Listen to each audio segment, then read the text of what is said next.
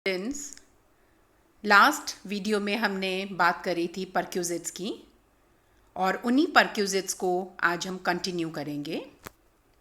Now the next perquisite is value of interest free loan.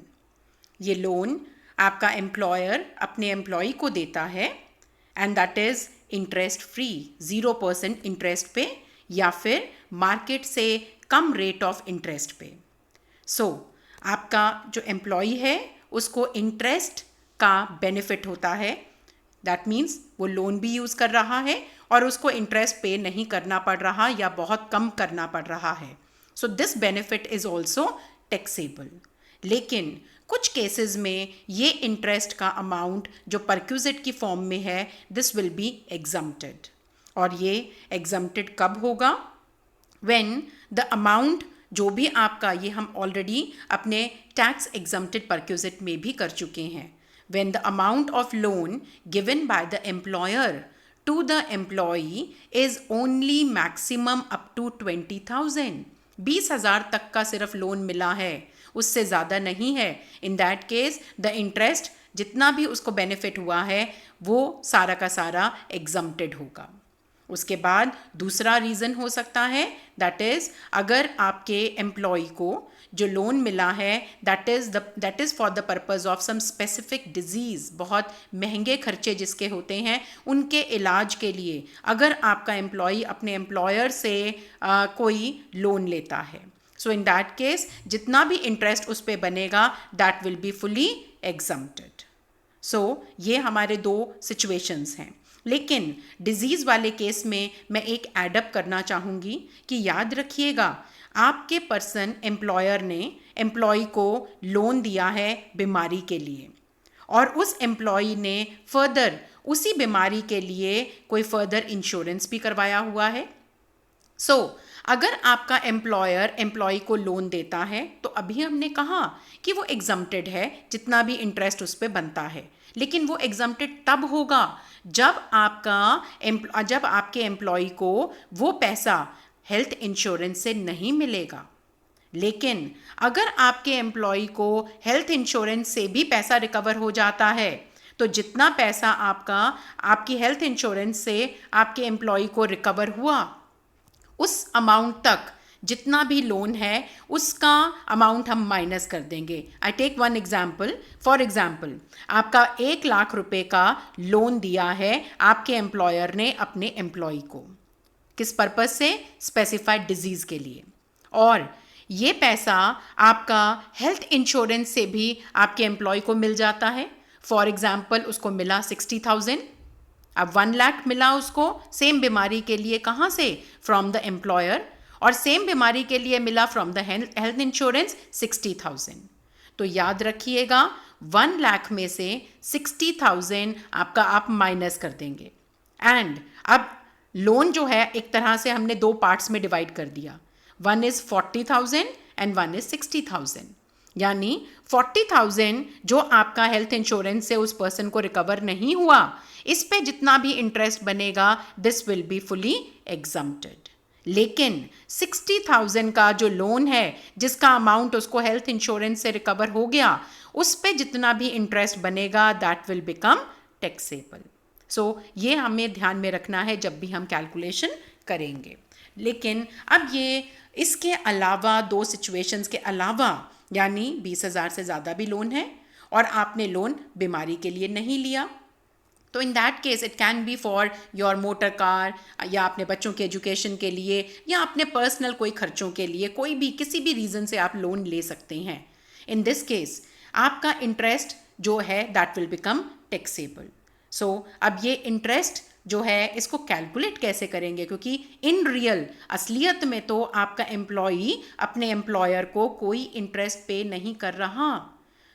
इसलिए अब हम इसको कैलकुलेट करेंगे. कैलकुलेट करने के लिए एक तो आपका सिंपल मेथड है कि आपको दिया हुआ है फॉर एग्जांपल लोन 1,00,000 कि आपके एम्प्लॉयर ने एम्प्लॉय को 1,00,000 रुपए का लोन दिया, may be for the motor car और फॉर द स्कूटर और any purpose can be any. Okay, 1,00,000 रुपए का लोन लिया और पूरे साल में आपके एम्प्लॉय ने उस लोन को वापस नहीं किया. ओके, सो अब यहाँ पे आपका एक सिंपल, अगर उसने जो लोन लिया है वो 1 लाख रुपए का है और मार्केट में उसका जो रेट है उस लोन का एंड वो जो रेट ऑफ इंटरेस्ट है फॉर एग्जांपल दैट इज़ 10%। वैसे ज़्यादातर जो हम लेते हैं that is of the SBI, यानी बहुत सारे बैंक आपको लोन देते हैं, लेकिन SBI जो आपको लोन देता है वो आपका इंटरेस्ट हम क्या कंसिडर करेंगे, और उसमें भी पूरे साल में इंटरेस्ट में कई बदलाव आते हैं, बहुत बार आपका इंटरेस्ट बदलता है। तो हम कौन से वाला रेट कंसिडर करेंगे, हम कंसिडर करेंगे साल के शुरू में, यानी हमारे प्रीवियस ईयर के शुरू में। हमारा प्रीवियस ईयर कौन सा है, 2019-20, तो हम कौन सी डेट का कंसिडर करेंगे, 1 अप्रैल 2019 का SBI का उस पर्टिकुलर पर्पस के लोन का इंटरेस्ट रेट, तो वो हम कंसिडर करेंगे। फॉर एग्जाम्पल दैट इज 10%, तो 1 लाख का हम लेंगे 10% and this amount 10,000 will become taxable, that is as perquisite. ये तो हुआ तब जब आप अपना लोन पूरे साल में एम्प्लॉय वापस नहीं करता, लेकिन अगर आपका एम्प्लॉय आपके करंट प्रीवियस ईयर में अपने लोन को धीरे धीरे करके वापस कर रहा है, तब आप इस मेथड से इंटरेस्ट कैलकुलेट नहीं कर पाएंगे, बिकॉज आपका प्रिंसिपल अमाउंट धीरे धीरे करके कम हो रहा है।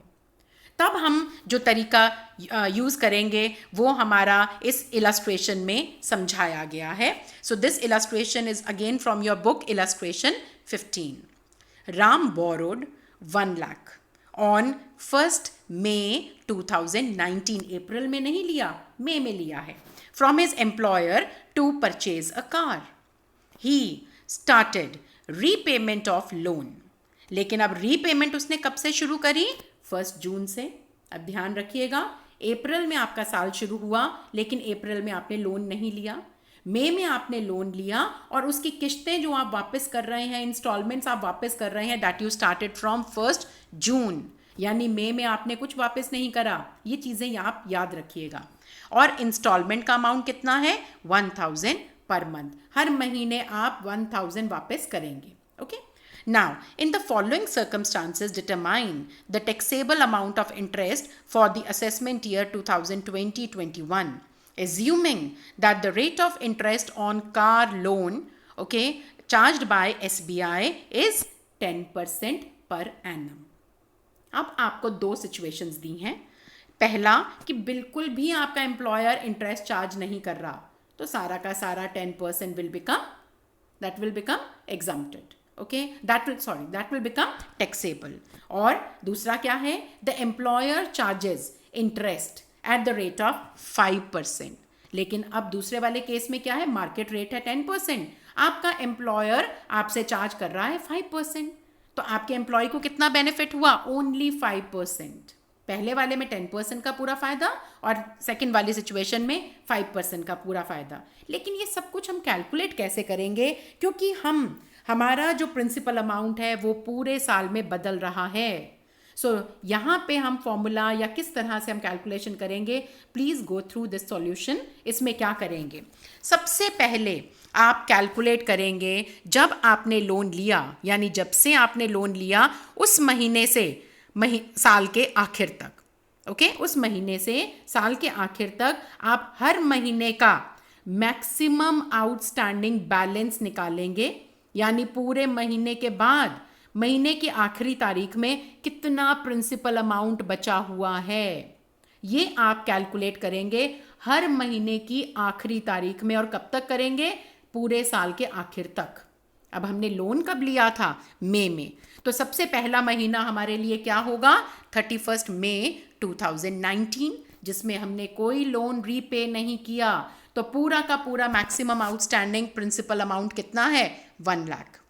उसके बाद आपने हर महीने 1000 रुपया पे कर रहे हो, तो 1000 रुपीज़ आपके मैक्सिमम आउटस्टैंडिंग बैलेंस में से कम होता जाएगा, और हर महीने का कि आखिर में आप अपना आउटस्टैंडिंग बैलेंस निकालेंगे। जैसे 30 जून में 1 लाख में से 1000 माइनस हो गया तो कितना बचा, 99,000। फिर 31 जुलाई को कितना होगा 98,000, देन 31 अगस्त को 97,000। ऐसे आप 1,000 आप माइनस करते जाएंगे और इस साल की हमारी आखिरी डेट क्या होगी 31 मार्च 2020। वहाँ तक आप ये मैक्सिमम आउटस्टैंडिंग बैलेंस निकाल लेंगे। ये था हमारा पहला स्टेप। सेकेंड स्टेप है आप इन सारे मैक्सिमम आउटस्टैंडिंग बैलेंसेस का करेंगे टोटल, और ये टोटल आपका बन रहा है 10,45,000। अब इस पे आप फॉर्मूला अप्लाई करेंगे और फिर कैलकुलेट करेंगे वैल्यू ऑफ परक्यूजिट जो हमारी होगी टैक्सेबल। अब वो फॉर्मूला क्या है 10,45,000 जो मैंने किया हुआ है, देखिए, multiply by 10/100, this is the percentage, and multiply by 1/12। आपने जो कैलकुलेशन करनी है वो 1 मंथ की करनी है, सो 1/12। सो ये फॉर्मूला करके जो आंसर आ रहा है that is 8708। This is the first situation, जो आपका फर्स्ट आंसर इन्होंने पूछा है वो ये है, and this will become taxable. अब बात करते हैं हम सेकेंड वाले में, जिसमें आपका 10% हमने कैलकुलेट करा, लेकिन 5% तो आपका एम्प्लॉयर आपसे मांग रहा है। तो इसका मतलब टैक्सेबल कितना होगा, बड़ा सिंपल सा है यहाँ पे। तो अगर हम डायरेक्टली भी करें जैसा इन्होंने किया हुआ है 8708 का आधा, ठीक है, आप माइनस कर दो, क्योंकि वो आपके एम्प्लॉय से रिकवर हो रहा है, वो माइनस कर दो, रिमेनिंग आपका 4354 दैट विल बिकम टैक्सेबल। या आप डायरेक्टली फॉर्मूला भी लगा सकते हैं, इंस्टेड ऑफ 10/100 आप 5/100 से इसको मल्टीप्लाई कर दीजिए और आपका आंसर आ जाएगा। सो आप दोनों में से कोई भी तरीका अपना सकते हैं। नेक्स्ट हम बात करेंगे नेक्स्ट परक्यूजिट की, और वो है यूज ऑफ मूवेबल एसेट। यानी आपका एम्प्लॉयर आपको घर नहीं दे रहा रहने के लिए, लेकिन आपके ही घर में आपको कुछ फर्नीचर यूज करने के लिए दे रहा है। I minded it is use, I am using the word use. आपको सिर्फ यूज करने के लिए वो मूवेबल एसेट दे रहा है। Okay, so in this case आप किस तरह से वैल्यू ऑफ परक्यूजिट कैलकुलेट करेंगे। अगर लैपटॉप या कंप्यूटर्स हैं तो हमने टैक्स एग्जम्प्टेड परक्यूजिट्स में किया था, it will be nil. Personal use के लिए मिलेगा तो इट विल बी निल। उसके बाद अदर एसेट्स की बात करते हैं, कोई भी और एसेट आपके घर में आपको यूज करने के लिए दिए गए हैं, इन दैट केस सिर्फ, यानी घर नहीं दिया, सिर्फ फर्नीचर दिया है, हम ये वैल्यू जो कैलकुलेट करेंगे ये हमने रेंट फ्री अकोमोडेशन में भी करी थी, कि अगर क्वेश्चन में दिया हुआ है कॉस्ट ऑफ एसेट तो आप लेंगे टैक्सेबल अमाउंट कितना होगा 10% ऑफ द एक्चुअल कॉस्ट। और अगर आपको जो फर्नीचर है या कोई भी एसेट है उसने किराए पे लेके आपको दिया, तो जितना भी किराया आपका एम्प्लॉयर पे करेगा फर्दर, ओके, सो वो सारा का सारा यहाँ पे टैक्सेबल हो जाएगा। तो दोनों में से जो भी है, या हो सकता है दोनों भी हों, ठीक है। सो जैसा भी है 10% ऑफ द कॉस्ट और एक्चुअल हायर चार्जेस, दोनों में से कोई भी आपका आंसर आएगा। उसके बाद हम बात कर रहे हैं, जब पहले वाला हमने भी जो पॉइंट करा उसमें सिर्फ आपको यूज करने के लिए उसने एसेट दिया, लेकिन यहाँ पे जो हम बात कर रहे हैं वो है कि आपके एम्प्लॉयर ने अपना एसेट, बिजनेस का एसेट आपको ट्रांसफ़र ही कर दिया, आपके नाम ट्रांसफ़र कर दिया, ऑनरशिप ट्रांसफ़र कर दी, ओके। लेकिन ऐसा मिलता जुलता पॉइंट हमने टैक्स एग्जम्प्टेड परक्यूजिट में भी किया, फुल्ली एग्जम्प्टेड परक्यूजिट में भी किया। वो क्या था कि अगर 10 साल से ज़्यादा यूज़ करके फिर कोई एसेट आपके नाम ट्रांसफ़र होता है, द वैल्यू विल बी निल। लेकिन अगर 10 साल से कम, अभी आपके एसेट को यूज़ करे हुए उनको सिर्फ 2 साल हुए, 3 साल या 4 साल, यानी 10 साल से कम हुए, yes, now it will become taxable. तो ये सिचुएशन क्या है, जब आपका एम्प्लॉयर अपनी कंपनी का जो एसेट है वो आपके नाम 10 साल से कम यूज़ करने से पहले ही ट्रांसफ़र कर देता है, और आपसे बदले में या तो कुछ भी नहीं लेगा, या लेगा तो बहुत नॉमिनल सा अमाउंट जो आप परक्यूजिट की वैल्यू में से माइनस कर देंगे। लेकिन पहले परक्यूजिट की वैल्यू निकालेंगे कैसे, इसके लिए हमें क्या करना है कि हम लेंगे actual cost of the asset, जितने में आपके एम्प्लॉयर ने उस एसेट को खरीदा था, जब भी खरीदा था वो लेंगे, और उसमें से उतने साल की आप डेप्रिसिएशन माइनस करते जाएंगे और आपके पास आ जाएगी करंट ईयर की रिटन डाउन वैल्यू। और वो रिटन डाउन वैल्यू आपकी जो है that will be considered as the taxable amount of perquisite. Is that clear? अब इसके लिए डेप्रिसिएशन का रेट क्या लगाएंगे और मेथड कौन सा लगाएंगे? अगर आपका जो एसेट ट्रांसफर किया गया है वो है कंप्यूटर या electronic item, in that case जो आप जितने साल, हमने कहा ना बहुत साल पहले जो आपका एसेट लिया गया था और आप उस एक्चुअल कॉस्ट में से हर साल की डेप्रिसिएशन माइनस करेंगे, तो अब यहाँ पे कितनी डेप्रिसिएशन आप माइनस करेंगे हर साल? 50%। और मेथड कौन सा होगा? रिटन डाउन वैल्यू या diminishing balance method.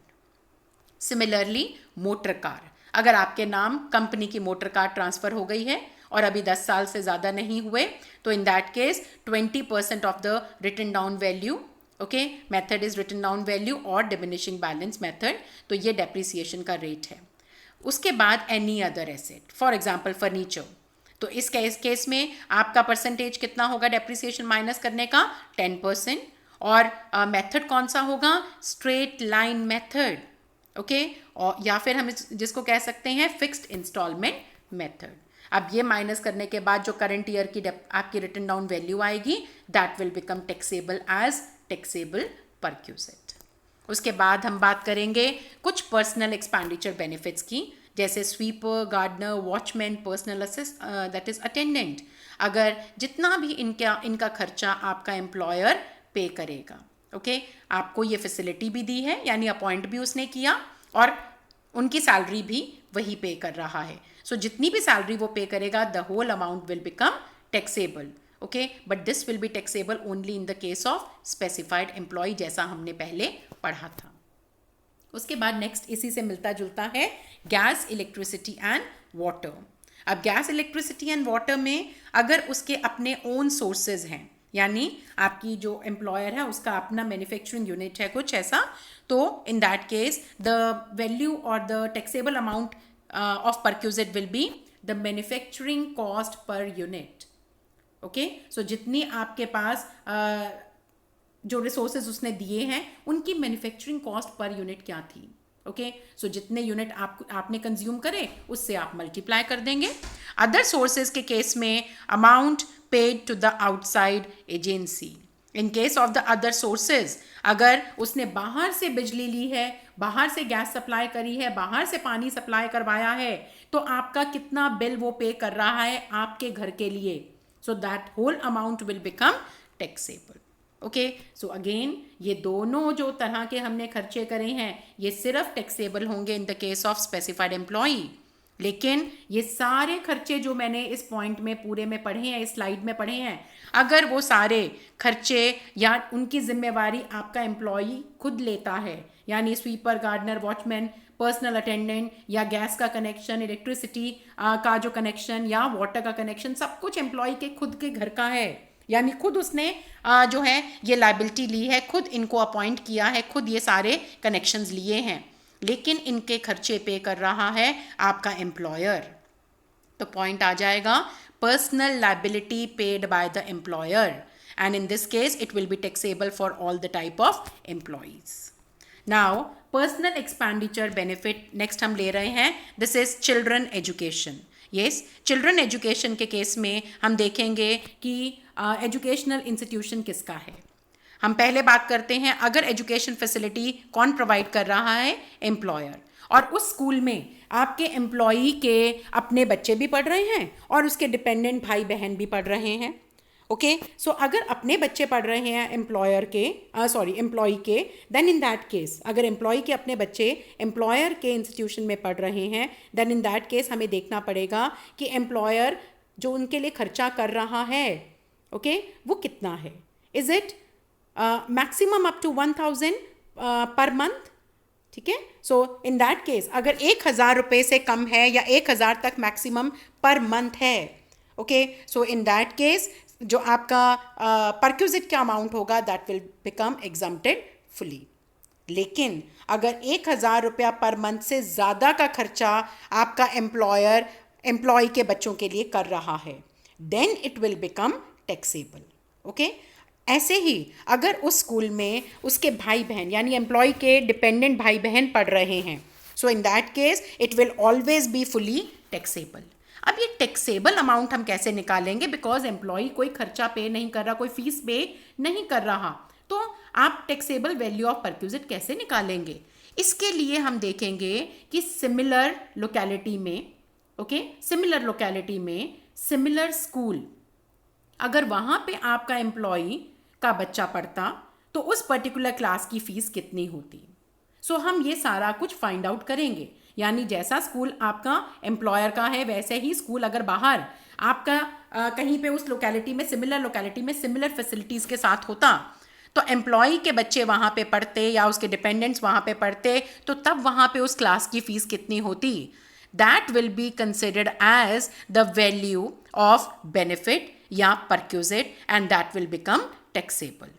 Okay, so उसके अलावा अब हम बात करेंगे, अगर आपका जो एम्प्लॉई है वो अपने बच्चों को उसने खुद डाला हुआ है, खुद उसने एडमिट करवाया है किसी स्कूल में, लेकिन अब खुद एडमिट करवाया है, ये याद रखिएगा, यानी जिम्मेवारी किसकी है, that is of the employee, लेकिन उनके खर्चे या उनकी फीस कौन पे कर रहा है, employer. So in that case ये वही पॉइंट आ गया, personal liability of the employee paid by the employer. Okay, so in this case all the expenditure it will become taxable in all the cases or for all the employees. लेकिन जब हमने 1000 वाला point किया था, यानी facility किसकी है, that is provided by the employer, that will be taxable only in the case of the specified employee. अब हम नेक्स्ट बात करेंगे लीव ट्रैवल कंसेशन की। LTC बहुत कॉमनली है, ये आपका जो एक टैक्स फ्री परक्यूजिट्स में ये पॉइंट हमने किया था। ओके, LTC होता क्या है, ये आपका एम्प्लॉय जब घूमने जाता है तो उसके ट्रैवल के खर्चों को रीइम्बर्स किया जाता है बाय द एम्प्लॉयर, और ज़्यादातर केसेस में ये एग्जम्प्टेड इसलिए होता है कि जितना आपका ट्रैवल का खर्चा आया है उतना ही आपका रीइम्बर्स किया जाता है, and this is fully, that is why it is fully exempted. Okay, so आप बाय एयर ट्रैवल करिए, आप बाय ट्रेन ट्रैवल कर सकते हैं, बाय बस ट्रैवल कर सकते हैं, तो यहाँ पे आपके उन्होंने खर्चे बताए हैं जो आपको रीइम्बर्स करे जाएंगे और ये आपके एग्जम्प्टेड माने जाएंगे। ओके, अगर आप बाय एयर ट्रैवल करते हैं तो इकोनॉमी क्लास का, अगर आप ट्रेन से ट्रैवल करते हैं तो फर्स्ट क्लास AC का, और अगर आप बस से ट्रैवल करते हैं तो फर्स्ट क्लास आपका फेयर होगा, that is of the public transport. Okay, and this will be fully exempted. उसके बाद कुछ LTC के रूल्स हैं। LTC के रूल्स के बारे में अगर हम बात करेंगे तो जनरली आपके लिए जब आपके पास क्वेश्चन में आएगा it will be considered as exempted. Okay, लेकिन ज़्यादातर अगर हम इन रियलिटी की बात करें तो ये 4 साल में एवरी ऑल्टरनेटिव, 4 साल में, यानी पहले साल का अगर टैक्सेबल है तो अगले साल का एग्जम्प्टेड होगा, फिर उससे अगले साल का टैक्सेबल हो जाएगा और उससे अगले साल का एग्जम्प्टेड, यानी 4 साल के ब्लॉक ऑफ ईयर्स में कोई 2 साल का आपका जो है that becomes taxable, and remaining 2 years का आपका बन जाता है एग्जम्प्टेड। उसके बाद हम बात करेंगे मेडिकल परक्यूजिट की। मेडिकल परक्यूजिट के लिए प्रेफरेबली मैं आऊँगी अपने इस चार्ट पे।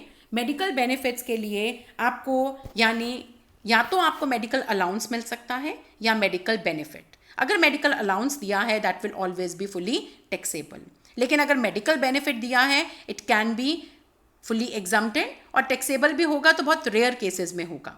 अब मेडिकल बेनिफिट का क्या मतलब है, आपको मेडिकल फैसिलिटी मिल रही है, कैसे, या तो इंडिया में या इंडिया से बाहर। तो पहले हम लेफ्ट साइड वाला चार्ट देखते हैं, treatment in India.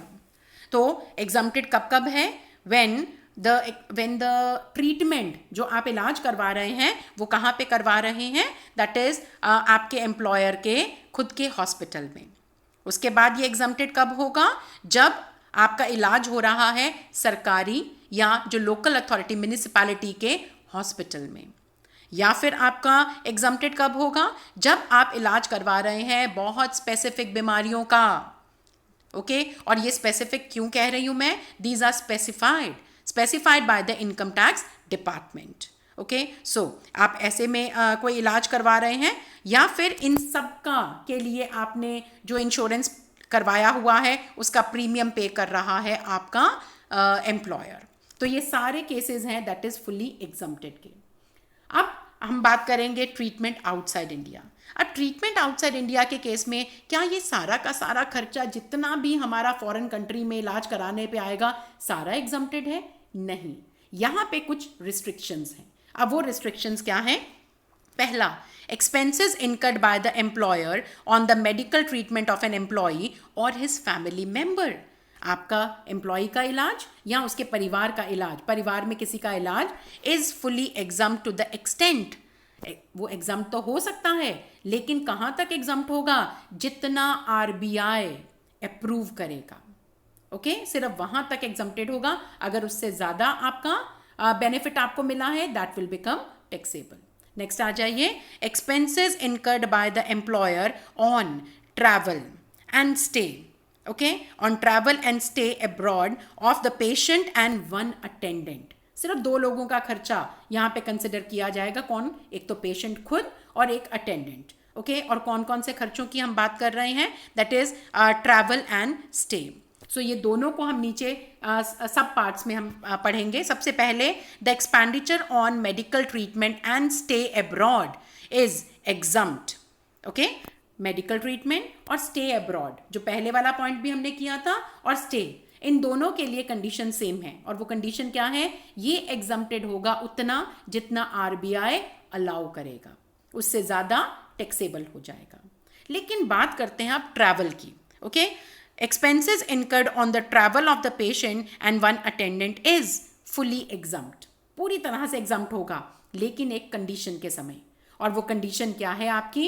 If the gross total income of the employee does not exceed 2 lakh rupees, यानी ग्रॉस टोटल इनकम, इस वाले इनकम को छोड़ के आपकी अगर उसका टोटल 2 लाख रुपए से जो है ज़्यादा नहीं बनेगा तो एग्जम्प्टेड हो जाएगा। लेकिन अगर 2 लाख रुपए से ज़्यादा बन गया तो it will become fully taxable. किस चीज़ की बात कर रहे हैं हम? ट्रैवल पे किया गया खर्चा, ओके। सो लास्ट पॉइंट आपका बिल्कुल सेम है कि चाहे वो डायरेक्टली आपका एम्प्लॉयर खर्चा करे या रीइम्बर्स करे, यानी बाद में वो पे ऑफ करे, इन सब के लिए रूल्स आपके बराबर हैं। ये जो कुछ हमने अभी किया इसको हम डिटेल में थोड़ा सा एक एग्जाम्पल के साथ करेंगे, और वो एग्जाम्पल आपका इलस्ट्रेशन 6 है। ग्रॉस एनुअल सैलरी है 1,95,000। अभी तो ये 2 लाख रुपए से कम है। आगे देखते हैं, medical expenses directly paid by the employer to private practitioner, ये एग्जम्प्टेड बिल्कुल नहीं है, ये सारा का सारा टैक्सेबल होगा। अब आप देखिए ज़रा, 1,95,000 में एक और टैक्सेबल अमाउंट ज़रा जोड़ा हमने 30,000, ये तो 2 लाख को क्रॉस कर गया। अभी हमने एक पॉइंट किया था, अगर आपकी ग्रॉस टोटल इनकम या ग्रॉस सैलरी अगर आपकी क्या हो रही है, 2 लाख से एक्सीड कर गई, तो फॉरेन में इलाज करवाते समय ट्रैवल का खर्चा आपका सारा का सारा क्या हो जाएगा? टैक्सेबल। तो ये पॉइंट आप ध्यान में रखिएगा। उसके बाद है medical expenditure directly paid by the employer to the hospital approved by chief commissioner of income tax. तो ये स्पेसिफिक बीमारियों के लिए है, इलाज हो रहा है और chief commissioner of income tax ने इसको अप्रूव किया है, एग्जम्प्टेड होगा। उसके बाद reimbursement of medical expenses incurred by the employee in a hospital, again approved by the chief commissioner, ये भी एग्जम्प्टेड होगा।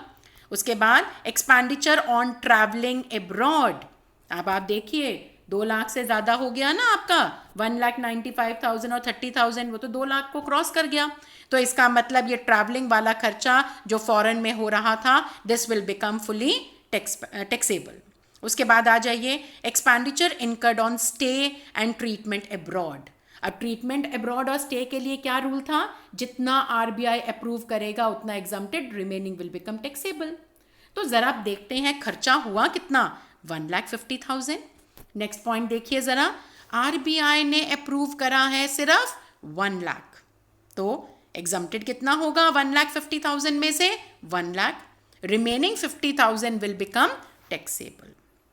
उसके बाद the employer reimburse the medical expenses incurred by the employee on the treatment of his grandfather. ये याद रखिएगा कि जब हम परक्यूजिट्स में परिवार की बात करते हैं तो we are talking about the close family only. So we are talking about spouse, We are talking about children, we are talking about dependent parents, we are talking about dependent brother and sister, but we never talked about grandparents. So grandparent पे किया गया खर्चा exempted नहीं होगा, this will become fully taxable. उसके बाद expenses on cancer treatment of his daughter at Tata Memorial Hospital, Mumbai. Again, specific बीमारी, specific आपका hospital, this will also become exempted. तो जो कुछ मैंने बोला आप चेक कर सकते हैं. 1,95,000 लिया, then 30,000 हमने लिया, then next was exempt, again next was exempt, 1 lakh आपका टैक्सेबल हुआ, ओके और उसके बाद 50,000 आपका टैक्सेबल और ग्रैंडफादर का अमाउंट भी taxable. Now your gross income from salary it is being calculated. So this was regarding the medical perquisite. Okay, so next हम बात करेंगे अपने नेक्स्ट परक्यूजिट के बारे में. नेक्स्ट परक्यूजिट हमारा जो है that is motor car. Yes, motor car जो परक्यूजिट है इसके लिए हम इसको पढ़ेंगे अपने. पहला जो आपका लेफ्ट साइड पे आप देखें, 1 कार ओन्ड और hired by an employer and provided to an employee for, okay, for किस पर्पज से. ओके, सो हम यहाँ पे valuation of use of motor car के लिए हम आगे इसको पढ़ रहे हैं. तो ये क्या करा हमने कि एक ही कार है और वही कार आपका एम्प्लॉयर अपने एम्प्लॉय को प्रोवाइड कर रहा है. किस किस पर्पज़ से, वो पर्पज़ आपके नीचे दिए हुए हैं. टोटली ऑफिशियल पर्पज़ के लिए आपको कार भी दी और पर्पज़ भी क्या है, सिर्फ ऑफिशियल. तो आपको कोई बेनिफिट थोड़ी ना हुआ है. So in this case the perquisite will be nil. दूसरी बात आते हैं कि आपको कार दी और कहाँ बिल्कुल बस आप उसको सिर्फ पर्सनल यूज़ के लिए यूज़ करिए. यस, अब आपको बहुत फ़ायदा हुआ है.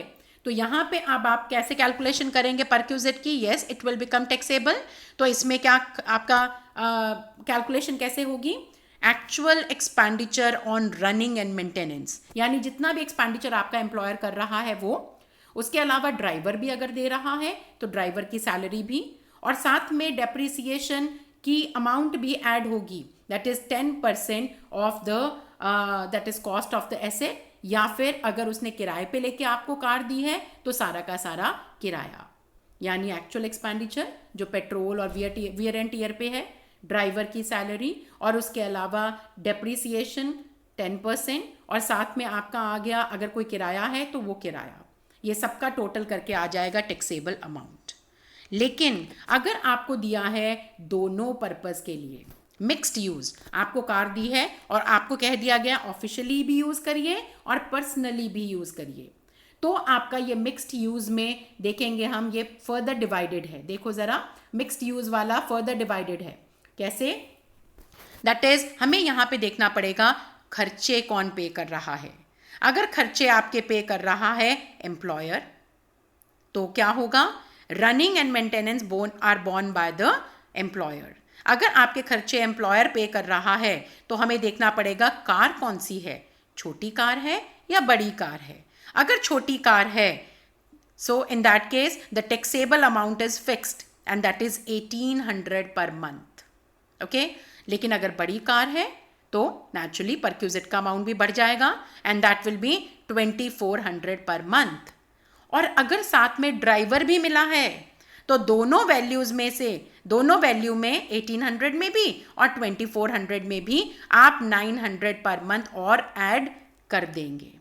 सो इन सब का टोटल करने के बाद जो आपके पास वैल्यू आएगी that will be your taxable perquisite. यानी या तो वो वैल्यू आएगी 1800 per month plus 900 per month, okay, या फिर वो वैल्यू होगी 2400 per month plus 900 per month अगर ड्राइवर भी मिलता है. अगर ड्राइवर नहीं मिलता तो होगा 1800 पर मंथ या 2400 पर मंथ. ये तो तब है जब एम्प्लॉयर खर्चे पे कर रहा है. लेकिन अगर खर्चे एम्प्लॉई खुद पे कर रहा है, कार एम्प्लॉयर की है लेकिन खर्चे उसके लिए कौन पे कर रहा है, एम्प्लॉई, यानी जितना भी वो पर्सनली घूमता है वो खर्चे खुद पे कर रहा है.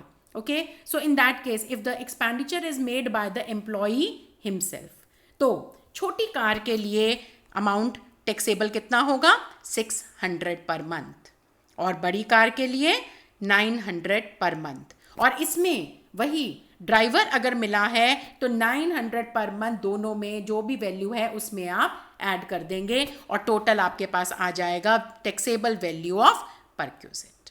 Is this very clear? उसके बाद हम बात करेंगे बिल्कुल लास्ट पॉइंट, ऊपर राइट साइड पे दिया हुआ है, राइट कॉर्नर पे।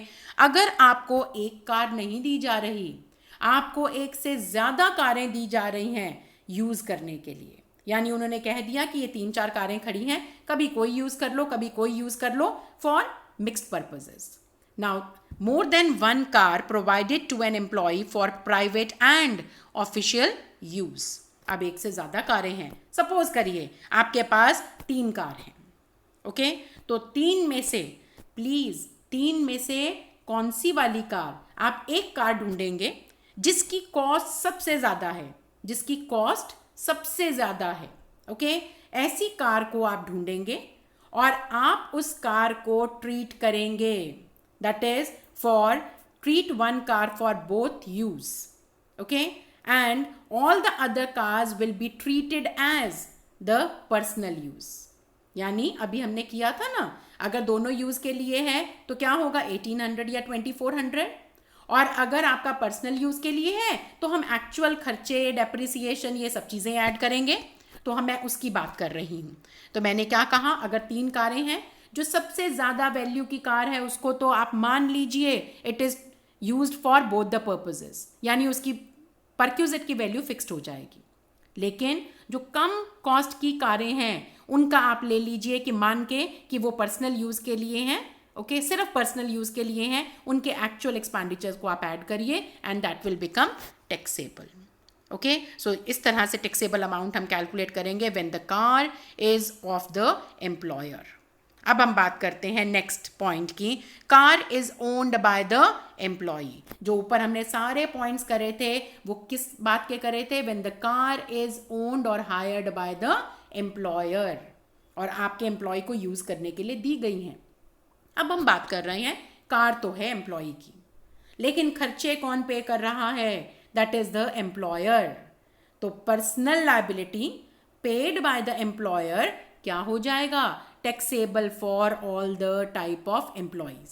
लेकिन ऊपर वाली कैटेगरी जो हमने करी थी, जब कार आपके एम्प्लॉयर की है, this will become taxable only if the person is a specified employee, okay. तो ऊपर वाली कैटेगरी बाकी एम्प्लॉयज के लिए एग्जम्प्टेड हो जाएगी, लेकिन अगर आपका व्यक्ति स्पेसिफाइड एम्प्लॉय है, और स्पेसिफाइड एम्प्लॉय के लिए मैंने क्या बताया था, क्या तो वो कंपनी का डायरेक्टर हो, या सब्सटेंशियल इंटरेस्ट है उसका, या उसको कैश में मिलने वाली remuneration, okay, that is more than 50,000, okay. खैर, anyways we come to the part of motor car. Motor car owned by the employ.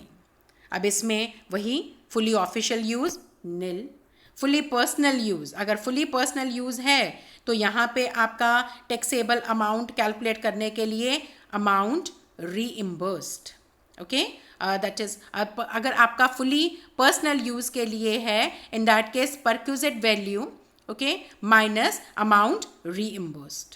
और अगर आपका मिक्स्ड यूज के लिए है तो इन दैट केस, अगर मिक्स्ड यूज है यानी ऑफिशियल भी और पर्सनल भी, okay. I again repeat the all the three, fully official the value is nil, fully personal use है अगर आपका तो परक्यूजिट वैल्यू में से आप माइनस करेंगे अमाउंट रीइम्बर्स्ड, ओके, जितनी भी वैल्यू आपकी यानी एक्चुअल एक्सपेंडिचर जितना भी है, अमाउंट रीइम्बर्स्ड उसको माइनस कर देंगे। और मिक्स्ड यूज़ के लिए है तो आपको देखना पड़ेगा स्मॉल कार है या बड़ी कार है। अगर स्मॉल कार है तो अमाउंट रीइम्बर्स्ड, ओके, अमाउंट रीइम्बर्स्ड क्या है आपका, उसमें से आप माइनस करेंगे 1800 पर मंथ, ओके। और अगर ड्राइवर भी है तो उसमें से माइनस करेंगे और further 900 per month, and that will be the value of perquisite, okay. If the car is large car, in that case amount reimbursed minus 2400 per month and minus 900 per month अगर driver भी है, and remaining will be your value of perquisite. So car owned by the employee, simple, that is official use, fully exempted. अगर आपका fully personal use है तो जितना भी खर्चा आपका एम्प्लॉयर पे कर रहा है, और अगर मिक्स्ड यूज़ है तो स्मॉल कार है तो अमाउंट रीइम्बर्स में से 1800 माइनस या 900 माइनस, और अगर ड्राइवर भी है, और अगर बड़ी कार है तो अमाउंट रीइम्बर्स में से 2400 माइनस और फर्दर 900 माइनस अगर ड्राइवर भी है। So this was all regarding valuation of motor car, जो मैंने यहाँ पे चार्ट के फॉर्म में आपको बता दिया है. इसके कुछ क्वेश्चंस हैं, कुछ इलस्ट्रेशंस हैं, वो हम यहाँ पे करेंगे. Find out the value of the perquisite of the motor car provided to the employee and owned by the employer. हमारी ऊपर वाली चार्ट की ऊपर वाली कैटेगरी आ गई. हमने क्या पहले पढ़ा था कि अगर आपके एम्प्लॉयर की खुद की कार है और ये टैक्सेबल होगा स्पेसिफाइड एम्प्लॉयज़ के केस में. सो यहाँ पे हम करेंगे large car. All the expenses are borne by the employer. The car is solely used for official purpose. खाली official purpose है तो क्या हो जाएगा? Exempted. दूसरा, large car. All expenses are borne by the employer, okay, which are 60,000 during the year, or cost of the car is 2,80,000 and the car is used only for private purpose. अब यहाँ पे हम calculate करेंगे actual cost, और actual cost में क्या लेंगे? 60,000 plus 10% of 2,80,000. ये हम दोनों का टोटल करेंगे और हमारे पास आ जाएगी टैक्सेबल परक्यूजिट. उसके बाद लार्ज कार, थर्ड है आपका large car, meant for both the purposes. जब बोथ द पर्पजेज है तो हमें क्या देखना है कि कौन खर्चे पे कर रहा है. यहाँ पे all the expenses are borne by the employer. बड़ी कार है, ड्राइवर नहीं है, खर्चे कौन पे कर रहा है? एम्प्लॉयर. सो यहाँ पे आपका value of perquisite will B 2,400 per month. उसके बाद स्मॉल कार, दोनों पर्पस के लिए एम्प्लॉयर खर्चे पे कर रहा है और शॉफियर यानी ड्राइवर भी है.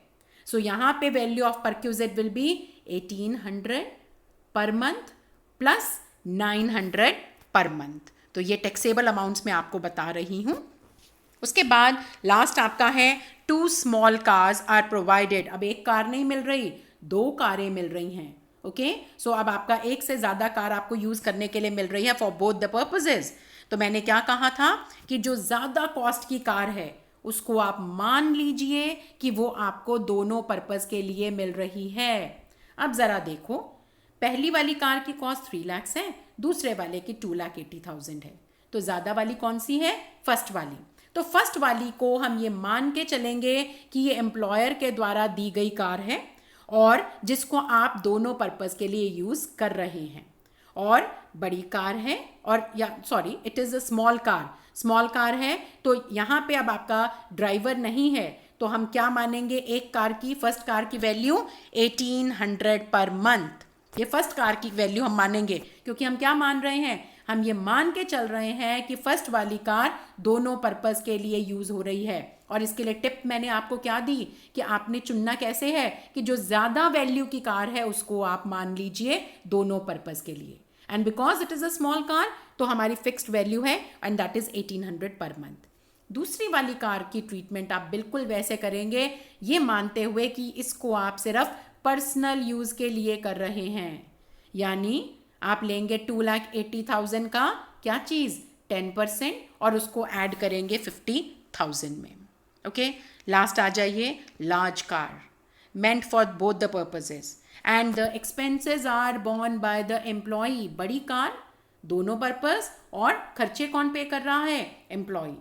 सो यहाँ पे आप क्या लेंगे? Value of perquisite will B 900 per month. अब जो कुछ मैंने यहाँ पे बोला आपको वो सब कुछ यहाँ पे नीचे आप चेक कर सकते हैं. इट इज़ सेम जैसा मैंने आपको बताया है. Now we come to another motor car का एक और एग्जाम्पल के साथ. Find out the value of the perquisite of motor car if the car is owned by the employee. Car employee की खुद की है. This will be taxable for all the type of employees, खाली specified नहीं, सभी के लिए ये टैक्सेबल होगा.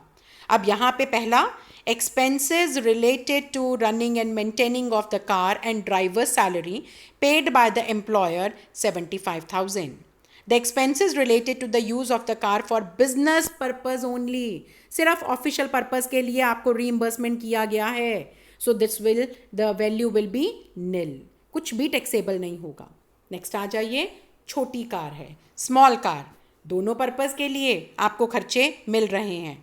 The employee drives the car himself. Driver नहीं है. The employer has spent 70,000, okay, for the running and maintaining of the car. Okay, so यहाँ पे आप क्या करेंगे? आप लेंगे पहले कितना आपके एम्प्लॉयर ने खर्चा बियर किया, दैट इज 70,000, और उसमें से क्योंकि ये स्मॉल कार है आप माइनस करेंगे 1800 per month, and remaining value will be taxable, और रिमेनिंग वैल्यू जो है वो आपकी टैक्सेबल हो जाएगी. So this was regarding motor car. Okay, so next हम आते हैं. नेक्स्ट आपका परक्यूजिट है हॉलीडे एंजॉयमेंट. यस, आपके एम्प्लॉयर को आपका एम्प्लॉयर अपने एम्प्लॉय को आपके घूमने फिरने के लिए जब आप जाते हैं तो वो सारे खर्चे आपके बियर करता है. तो आपके और आपके परिवार के घूमने फिरने के लिए, जिसमें सब कुछ अकोमोडेशन आ गई, आपकी ट्रैवलिंग आ गई, आपकी बोर्डिंग आ गई, बस बशर्ते आपको इसमें LTC नहीं मिल रही, ये ध्यान में रखिएगा. And if this facility is available for all the type of employees similarly, सभी को ये फैसिलिटी एक जैसी मिलती है, चाहे कोई भी किसी भी लेवल का हो, आपकी सभी को यूनिफॉर्मली ये फैसिलिटी मिल रही है, it will be exempted.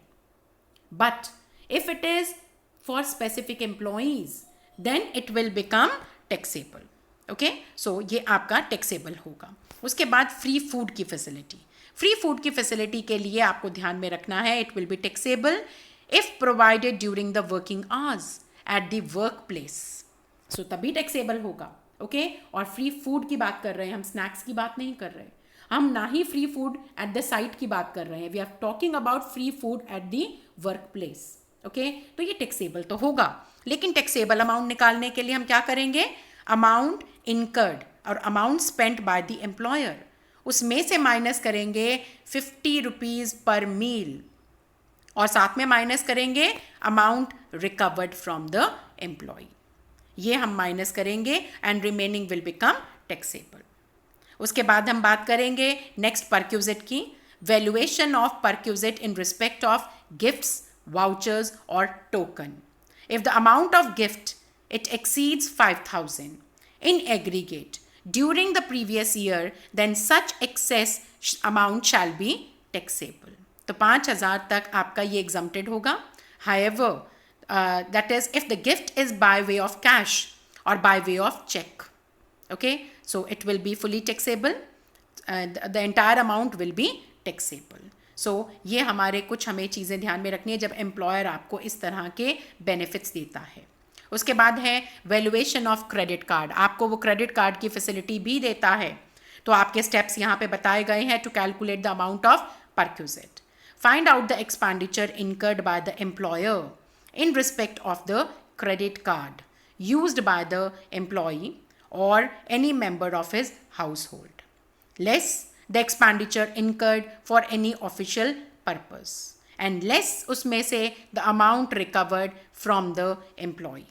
Okay, so remaining it will become taxable. This is how you have to calculate the value of perquisite. Next आपका जो है that is related to the club expenditure. So club facility से related again, expenditure incurred by the employer in respect of the club expenditure. Less करेंगे उसमें से amount incurred for official purpose. Less करेंगे उसमें से amount recovered from the employee. And remaining it will become again taxable. लेकिन याद रखिएगा यहाँ पे भी क्लब की फैसिलिटी जो है आपकी, if it is uniformly available for all the type of employees, then it will become exempted. Okay, so this was regarding the club expenditure. Next है हमारा sweat equity shares. तो sweat equity shares क्या है, basically company के अपने shares जब आप अपने एम्प्लॉयज़ को बिल्कुल या तो फ्री ऑफ कॉस्ट देते हैं या मार्केट से कम रेट पे प्रोवाइड करते हैं. सो सपोज करिए मार्केट में रेट है दैट इज़ 10 रुपीज़ पर शेयर. ओके, सो आपने 100 शेयर्स दिए, लेकिन 10 रुपीज़ पर शेयर चार्ज करना चाहिए था, लेकिन आपने चार्ज नहीं किया. सो जो अमाउंट आपने, यानी अमाउंट कितना बना, दैट कम्स टू 1,000, आपने चार्ज नहीं किया, that will become taxable for the employee. Okay, या फिर मार्केट में रेट है that is 10 rupees. Okay, market में जो रेट है 10 रुपीज़, लेकिन आप 5 रुपीज़ चार्ज कर रहे हैं.